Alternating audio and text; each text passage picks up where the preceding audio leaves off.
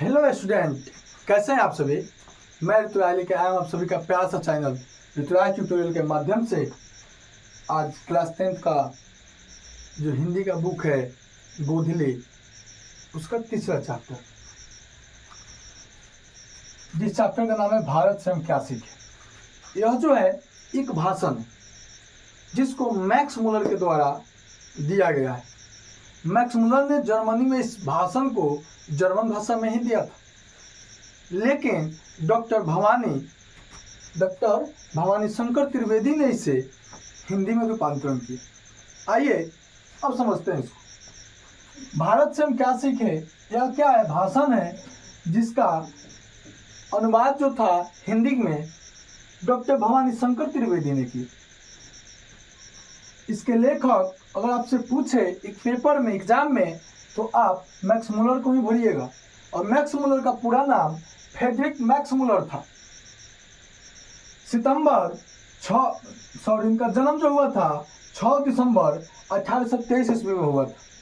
जन्म कब हुआ था? 6 दिसंबर 1823 ईस्वी में। और उनका पिता का नाम विल्हेल्म मुलर था, जो कि इनके जन्म के 4 साल बाद इस दुनिया को छोड़ के चले गए थे। उनके जाने के बाद आप समझ सकते हैं कि पिता के गुजरने के बाद घर की स्थिति और हालात कैसी हो गई होगी। इन्होंने बहुत कठिनाई से अपनी जो है शिक्षा का कार्यक्रम सफल किया, बहुत कठिनाई से शिक्षा ग्रहण किया था। और बचपन से ही इनके पास संगीत की जो थी कला थी, संगीत में बहुत रुचि रखते थे। इसके साथ साथ ग्रीक और लैटिन भाषा में भी ये निपुण थे। संस्कृत की पढ़ाई के लिए इन्होंने 18 वर्ष की उम्र में लिप्चिंग विश्वविद्यालय में गए और वहां से संस्कृत का पढ़ाई शुरुआत की। इन्होंने जो है भारत में आया और भारत के बहुत से संस्कृत के किताबों को जो है जर्मन भाषा में अनुवादित कर दिया, जैसे हितोपदेश, कंठ, केन और मेघदूत को। मेघदूत जो है कालिदास का लिखा हुआ पुस्तक। इन सब भाषाओं को जर्मन में ट्रांसलेट करके जर्मनी के लोगों को सिखाया और बताया कि भारत रियल में है क्या। इसीलिए इस सभी चीज को देखते हुए स्वामी विवेकानंद ने वेदांतियों का वेदांती कहा। क्या होता है वेदांतियों का वेदांत?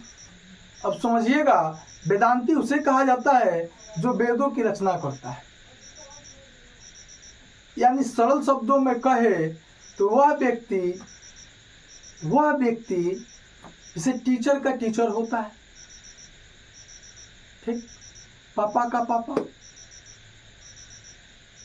ठीक, चाचा का चाचा, उसी प्रकार से कह सकते हैं कि वेदांतियों का भी वेदांती।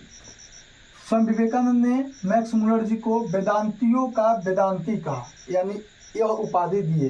तो क्वेश्चन पूछता है कि स्वामी विवेकानंद ने किसे वेदांतियों का वेदांती कहा? होगा मैक्स मुलर। महारानी विक्टोरिया ने 1868 ईस्वी में इन्हें अपने यहाँ बुलाया और ऋग्वेद का नॉलेज ली और बाबू इसके साथ साथ संस्कृत और के साथ यूरोपियन भाषा की तुलना करवाई। इस सभी चीज़ों की जब तुलना करके जब समझा दिए बढ़िया से, तो इनको नाइट की उपाधि दी। लेकिन बाबू इन्होंने यह उपाधि लेने से ना कर दिया। बोले कि ये बहुत छोटी सी उपाधि है। और अब इनकी मृत्यु हो जाती है 28 अक्टूबर 1900 ईस्वी में। इसको आप जो है नोट कीजिए, वीडियो को पॉज कर।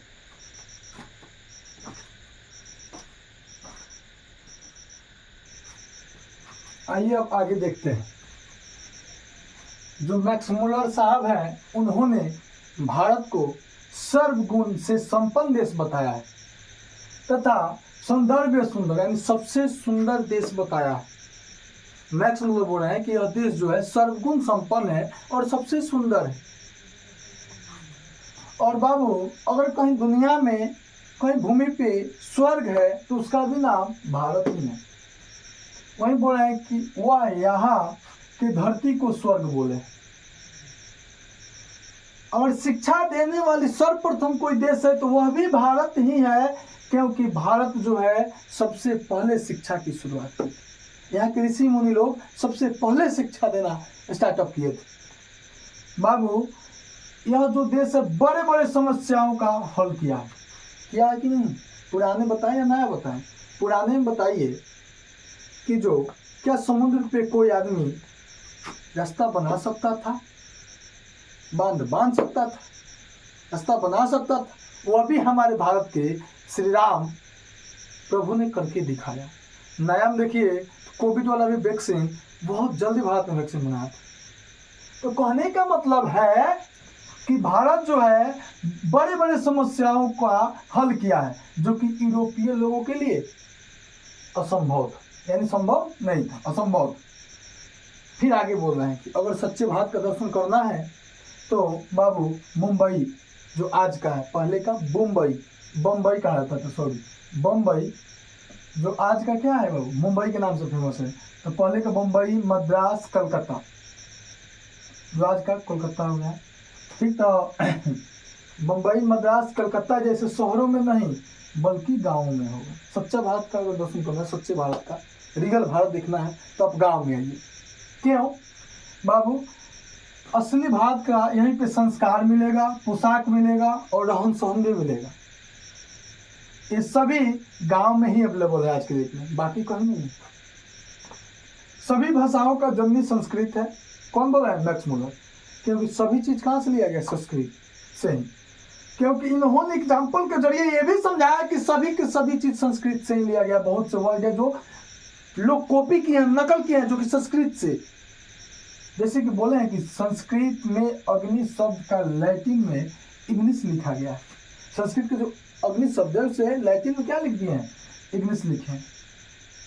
लैटिन में इंग्लिश ले लिया गया है, लिखा गया है, और अग्नि को इग्निस कहा है लैटिन। तो कहीं ना कहीं तो संस्कृत और जो है लैटिन शब्द जुड़ा हुआ है। तो इसलिए संस्कृत को बोले हैं कि यह भाषाओं की जननी है। जननी का मतलब सभी भाषाएं यहीं से निकले, यानी माँ है। अगर आपको भू विज्ञान का अध्ययन चाहिए, किसका अध्ययन चाहिए? भू विज्ञान का। तो उसके लिए जो है भारत में आइए और भारत के हिमालय से लेकर श्रीलंका तक का अध्ययन कीजिए, क्योंकि यहाँ से हिमालय से लेकर श्रीलंका तक पड़ा है आपके अध्ययन के लिए।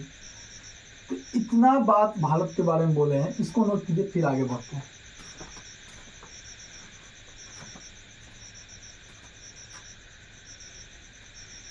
आइए अब आगे की ओर देखते हैं। बोल रहे हैं कि जब वारेन हेस्टिंग्स भारत का गवर्नर था।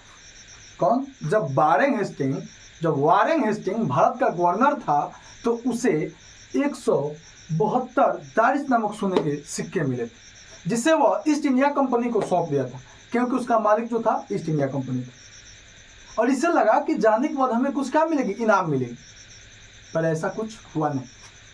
यह 172 जो दारिस नामक सोने के सिक्के जो बनारस से मिले थे, उस समय उसका नाम वाराणसी था, उससे वह लेकर क्या किया बाबू? ईस्ट इंडिया कंपनी ने गला जला। बेचारा जब लौट के गए लगा कि इनको कुछ इनाम मिलेगा, पर इनाम नहीं मिला। पता चला कि सब गला दिए हैं। बहुत दुख हुआ। लेखक बोले कि ऐसा फ्यूचर में कभी भी घटना नहीं होनी चाहिए। आइए इसी बात को यहाँ पर लिखें। जब वारेन हेस्टिंग भारत का गवर्नर था तब 172 दारिस नामक सोने के सिक्कों से भरा घड़ा मिला था, जो उसने ईस्ट इंडिया कंपनी को दे दिया। जब बनारसी से मिले सिक्के को ईस्ट इंडिया कंपनी ने गला दिया। क्या किया जी? यह बनारसी से जो सिक्के मिले थे इसे ईस्ट इंडिया कंपनी ने गला दिया। वारेन हेस्टिंग जब वहाँ पहुँचा तब बहुत दुख हुआ। तब बहुत उसे दुख हुआ। ठीक, तब यहाँ पर उसे रहेगा, तब उसे बहुत दुख हुआ। तब उसे बहुत दुख हुआ। और लेखक का कहना है कि ऐसी घटना भविष्य में कभी नहीं हो। फिर ऐसा कोई आदमी अनमोल चीज भेजे और उसे तुच्छ वस्तु समझ के कोई रख लेता है, भगवान ऐसा जिंदगी में फिर कभी ना करे। आगे कहते हैं कि यूनान के महान दार्शनिक प्लेटो को कहते हैं ना, उन्हीं के एक बुक है जिसका नाम है क्रिस्टलस। इसमें बिल्ली का खाल में गधा, इसका इस्तेमाल किया गया है, जो कि शब्द कहाँ से लिया गया है? भारत से लिया गया है। इसका मतलब यह है कि बाबू वो भी कभी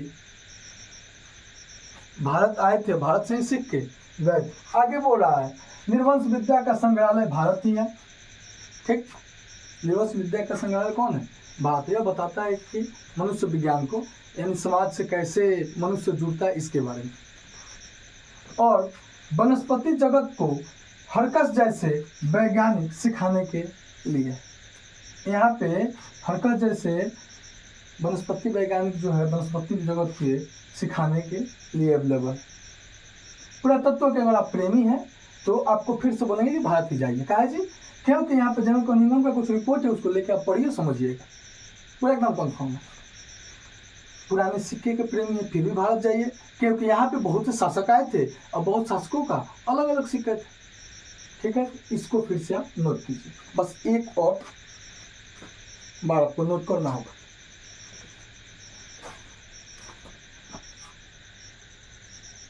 चलिए देखते हैं आगे।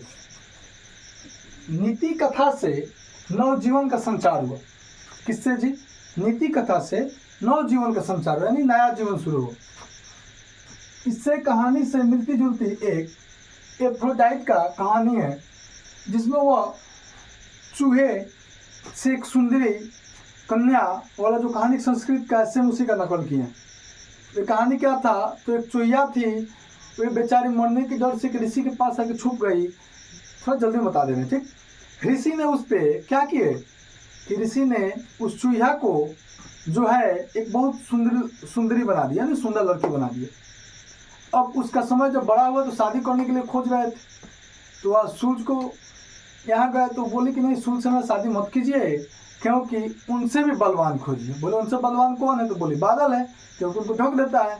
फिर बादल से बलवान कौन है? तो हवा है। फिर हवा से बलवान कौन है? तो पहाड़ है, जो उसको भी रोक देता है। तो पहाड़ से भी बलवान कौन है? तो चूहा है, जो उसको भी खोद देता है। फिर वो चूहा की ओर ही आकर्षित हो गई। तो बोला जाता है कि वह फिर उससे चूहिया बना के ऋषि ने शादी कर दिए। तो सेम इसी कहानी से मिलती जुलती जो कहानी है, एक एफ्रोडाइट की कहानी है, जिसमें वह चूहिया के रूप से सुंदरी में बदल गई थी और वह चूहा को देख के फिर उसकी ओर आकर्षित हो गई। यानी यह भी संस्कृत से ही लेकर नकल किया है। संस्कृत में ही हाथी दांत, बंदर दांत, ये सब चंदन उंदन की जो लकड़ियाँ उकड़ियाँ थी, उस वस्तु वैसे सब वस्तुओं का क्या होता था? निर्वात होता था। इस बात को बाइबिल में भी कही गई है। अब तो प्रश्न यह उठता है कि यूरोप और भारत कब एक दूसरे से मिले, संबंध कब बना? आइए थोड़ा समझते हैं। बोला शाहनामा का रचना काल जो था 10वीं से 11वीं सदी था, और शाहनामा में क्या बताया गया है? भारत और यूरोप के बीच के संबंध को बताया गया। बताइए कि 10वीं से 11वीं सदी में शाहनामा लिखा गया, और शाहनामा के अंदर बताया गया है कि भारत और यूरोप के बीच में संबंध कैसा था। यानी पता चलता है कि सब लोग यही इसी समय में आए थे और चोरी कर करके यहाँ से ग्रंथ सुन के या चोरी करके सीख के गए, अपने यहाँ ले आकर विकसित कर दिए, डेवलप कर दिए। देखिए विदेशियों की कहानी सब खुद बढ़िया से मैक्सवेल साहब समझा रहे हैं भाषण में। भारत में जब 1787 ईस्वी में कौन आए थे? 37 वर्ष के सर विलियम जोन्स आए थे। तो उन्होंने देखा था, स्वप्नदर्शी का आया था, मतलब उन्होंने फ्यूचर में सोचा था, सपना देखा था क्या कि इंग्लैंड का सूरज यहाँ से क्या हो रहा है? डूब रहा है, और भारत का धीरे धीरे सूरज उग रहा है। देखा क्या था जी? उन्हें लगा था कि भारत में इंग्लैंड का सूरज डूब रहा है और भारत के सूरज उग रहे हैं। इसलिए लेखक ने कहा है कि नए सिकंदरों को यह सोच के निराश नहीं होना चाहिए। नया सिकंदर किसको बोले हैं बाबू? नए सिकंदर किसको बोले हैं? नए सिकंदर का मतलब है अंग्रेज, युवा अंग्रेज, नया अंग्रेज। जो नए नए युवा अंग्रेज हैं, उनको यह सोच के दुखित नहीं होनी चाहिए कि अब यहाँ पर बाबू जीतने के लिए कुछ नहीं बचा है। ठीक, गंगा और सिंध की मैदान उनके जीत के लिए कुछ भी नहीं छोड़ा है। ठीक, यही इस चैप्टर में निचोड़ है। और ऑब्जेक्टिव के लिए मैं जो हूँ आपके लिए अलग से टाइम मिलेगा तो एक वीडियो बनाऊंगा, नहीं तो मैं बार बार रिकमेंड करता हूँ कि बाबू आप जो है ऑब्जेक्टिव का टारगेट का बुक खरीदिए और अच्छा से पढ़िए। ठीक है, थैंक यू।